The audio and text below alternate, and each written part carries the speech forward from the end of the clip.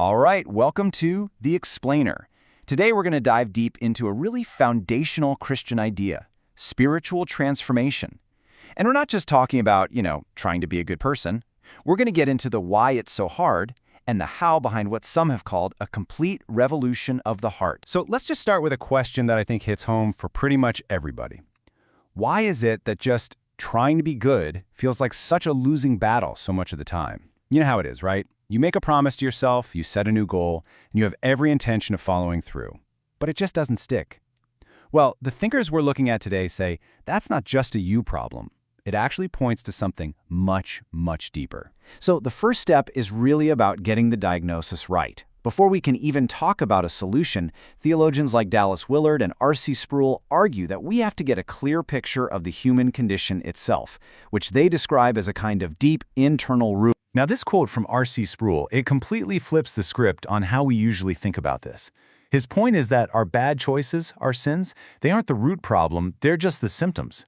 The real issue, he argues, is our core nature, our default programming. So the focus shifts from just what we do to the reality of who we are. And Dallas Willard takes this idea and runs with it, calling it the ruined soul. Think of it like this. Your heart, your will, the very core of you, that's the CEO of your life. And Willard's point is that this CEO has been trained up and formed by a world that's fundamentally out of step with God. Our whole internal operating system is just misaligned. And that's why our best efforts often short-circuit. So you see the problem, right? If the CEO is making bad calls, the whole company's going to suffer. If the very core of us is corrupted, then everything that flows out of it, our thoughts, our feelings, our actions, is going to be affected too. This is why trying harder is kind of like rearranging the deck chairs on the Titanic. You're not fixing the real problem. What's needed is a total renovation of that executive center. Okay, but wait a second. This brings up a really fascinating question. If our nature is so fundamentally broken, where does that little voice inside, the one that wants to change, where does that even come from?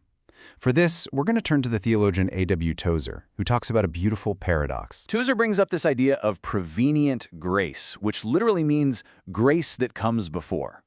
Basically, the idea is that you don't just wake up one day and decide to seek God out of nowhere. It's actually a response. The concept is that God first plants a desire, a secret little pull inside of us that gets us to even start looking for Him.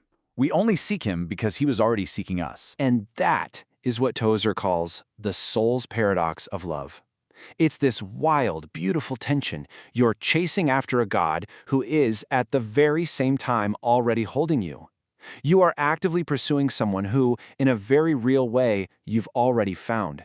That desire you feel is actually the proof that He's already there. So we've got the problem, a ruined heart, and we've got the initial spark that makes us want a solution, a divine invitation. So what is the solution? Let's get into the path to change, which Dallas Willard frames as nothing less than a revolution of the heart. The big idea here is something called spiritual formation. And let's be clear, this is not just about behavior modification, like putting a new coat of paint on a rotten wall. This is a deep, slow, structural renovation of our entire inner world. The whole point is to have our spirit, our will, our heart reshaped so that it actually starts to take on the character of Jesus. It is an inside-out job. And this is maybe one of the most important distinctions that Willard makes.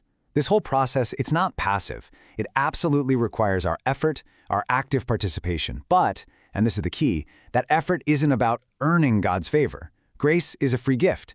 The effort is more like training. We're training ourselves to be in a position to receive and work with that grace. It's kind of like the Power Rangers.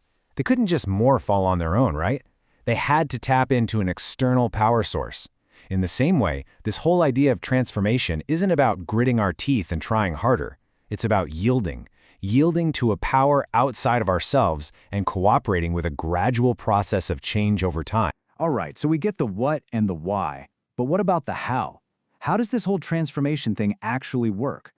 Well, Dallas Willard gives us a kind of blueprint of the self, breaking down all the different parts of us that need to be reordered. So Willard lays out this blueprint of a person, showing 6 parts that are all connected.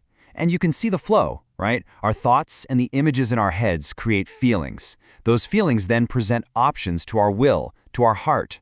Our will then makes a choice, which directs our body to act. And all of that happens within our relationships, our social world. And finally, the soul is what integrates and holds the whole thing together.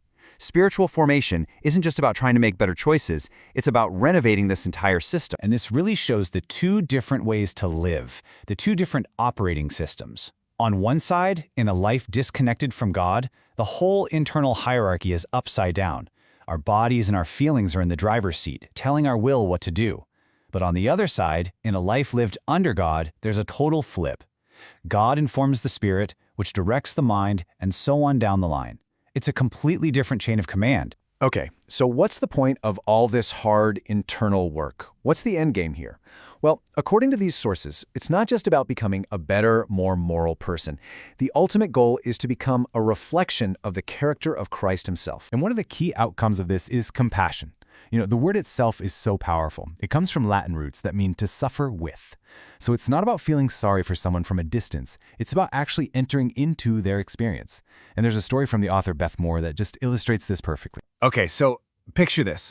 Beth Moore is sitting in an airport, and she sees this very old, very disheveled man in a wheelchair, and she feels this prompt from God.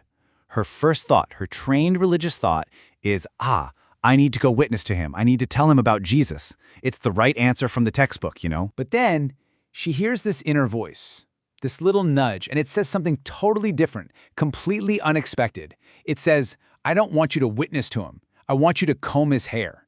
And she's like, what? Comb his hair? That's not in the script. She's a Bible teacher, not a stylist. But she obeys. She finds a comb in his little bag and just gently starts combing his hair. Later, she finds out this old man had been in the hospital and was just really down on himself, and he just wanted to look nice for his wife who was waiting for him. But here's the kicker. A flight attendant had been watching this whole thing, and she comes up to Beth with tears in her eyes and basically asks, "Who are you? What would make someone do that?"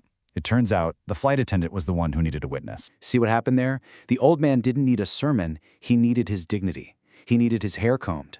But the flight attendant, she needed a witness. True compassion, the kind that flows from a transformed heart, figures out what the real need is in that moment, not just the one we've rehearsed. And that right there brings us completely full circle. That's the fruit of a renovated heart.